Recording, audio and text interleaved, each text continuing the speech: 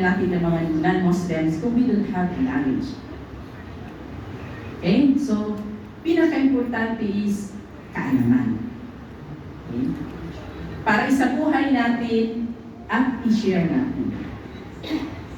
Tayo mga magulang, tayong may mga anak, at yung paano pa rin magiging ina o magiging magulang, ano ang sabi ng Allah sa Quran? Suratul Tahrim, Ba'da Bismillahirrahmanirrahim, Ku anfusikum wa ahlikum naran. Correct me, Stada, if I'm wrong. Okay? Ku anfusikum wa ahlikum naran.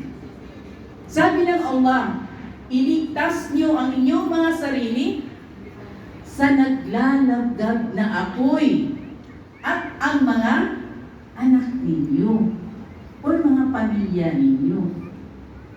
Now, paano tayo magkaroon ng ganon? Paano natin iligtas ang sarili natin at ang pamilya natin at ang mga anak natin if we don't have knowledge?